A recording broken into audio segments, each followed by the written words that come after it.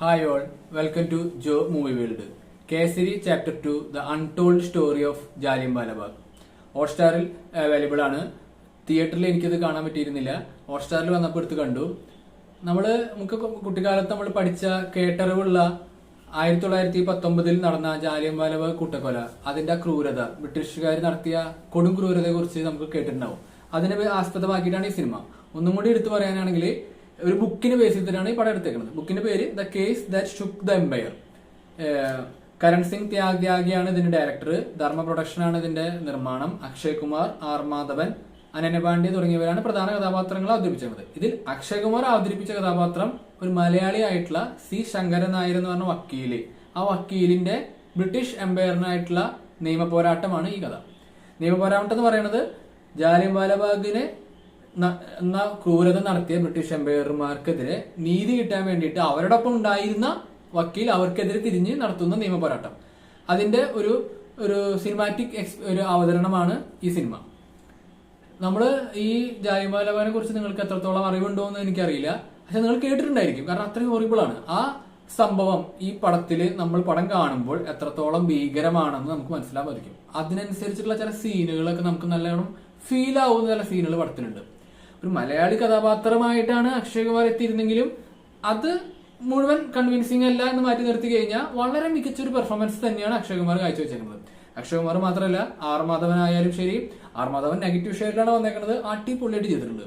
അനന്യ പാണ്ഡ്യ നല്ല ഡയറക്ടർ, നല്ല കഥാപാത്രം കൊടുത്തു കഴിഞ്ഞാൽ എനിക്ക് അഭിനയിക്കാൻ അറിയാമെന്ന് തെളിയിക്കുന്ന വളരെ വളരെ നീറ്റായിട്ട് അനന്യ പാണ്ഡ്യയും അവളുടെ വക്കീലായിട്ടുള്ള ഒരു റോള് ചെയ്തിട്ടുണ്ട്. പിന്നെ ഇതിൽ ചില നിമിഷങ്ങളുണ്ട്, അതായത് ഓവറായിട്ട് അവര് ദേശസ്നേഹം കുത്തി നിറയ്ക്കാതെ എന്നാൽ നമുക്കത് ഫീൽ ആവണം. നമുക്ക് ആ ഒരു ഭാരതീയനാണ്, ഇന്ത്യക്കാരനാണെന്നുള്ള ഒരു ഫീല് കിട്ടുന്ന തരത്തിലുള്ള ചില സീനുകളുണ്ട്.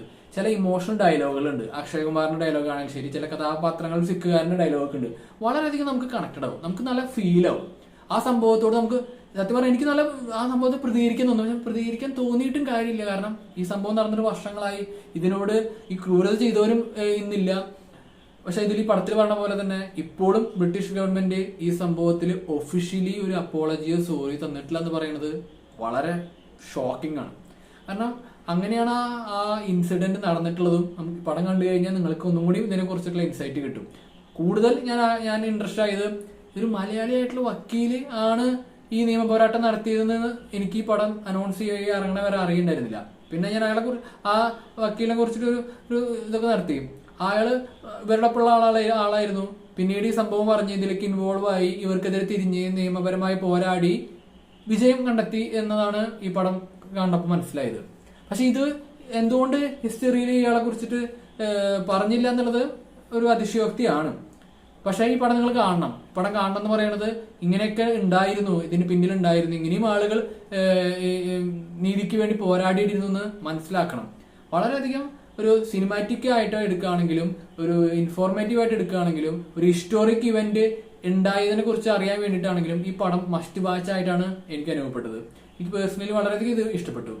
ഇതില് വക്കീലായിട്ട് നിയമത്തിന്റെ കാര്യങ്ങൾ വെച്ചിട്ട് ഈ കാര്യങ്ങൾ തെളിയിക്കുന്നത്, അല്ലെങ്കിൽ ബ്രിട്ടീഷ് ആൾക്ക് തെറ്റുപറ്റിയെന്ന് നമുക്ക് കാണിച്ചു തരുന്നതൊക്കെ വളരെ ബ്രില്യന്റ് ആയിട്ട് തന്നെ ചില സീനുകൾ വന്നിട്ടുണ്ട്. അത് ഈ മേക്കിങ്ങിലും മ്യൂസിക്കിലും എല്ലാത്തിലും ആ അളവ് അതിന്റെ അളവിൽ കൃത്യമായി ചേർത്ത് എത്തിക്കാൻ ഇതിന്റെ മേക്കേഴ്സിന് സാധിച്ചിട്ടുണ്ട്. അക്ഷയ് കുമാറിന്റെ അഭിനയം പറഞ്ഞ പോലെ അക്ഷയ് കുമാർ, ആർ മാധവൻ ഇവരുടെ പെർഫോമൻസും ഒരു മുതൽക്കൂട്ടാണ്. അപ്പോൾ ഈ പടം ഇപ്പോൾ ഹോട്ട്സ്റ്റാറിൽ അവൈലബിൾ ആണ്. നിങ്ങൾ ഈ പടം കാണണം. കണ്ടിട്ട് ആ ഒരു എക്സ്പീരിയൻസ്, ആ ഒരു സംഭവത്തെ കുറിച്ചിട്ട് നിങ്ങൾ അറിയണം. ഈ ശങ്കരനാരായണ പോരാട്ടത്തെ കുറിച്ച് അറിയണം. സിനിമാറ്റിക് ആയിട്ട് നല്ല രീതിയിൽ നിങ്ങളെ ബോറടിക്കാതെ ഇത് അവർ പ്രസന്റ് ചെയ്തിട്ടുണ്ട്. അപ്പൊ അങ്ങനെ ഒരു മസ്റ്റ് വാച്ച് ആയിട്ടാണ് എനിക്ക് അനുഭവപ്പെട്ടത്. നിങ്ങൾക്കും അങ്ങനെ തോന്നുന്നു ഞാൻ വിചാരിക്കുന്നു. എന്റെ വീഡിയോ ഇഷ്ടപ്പെട്ടെങ്കിൽ നിങ്ങൾ ലൈക്ക് അടിക്കുക, കമന്റ് അടിക്കുക, സബ്സ്ക്രൈബ് ചെയ്യുക.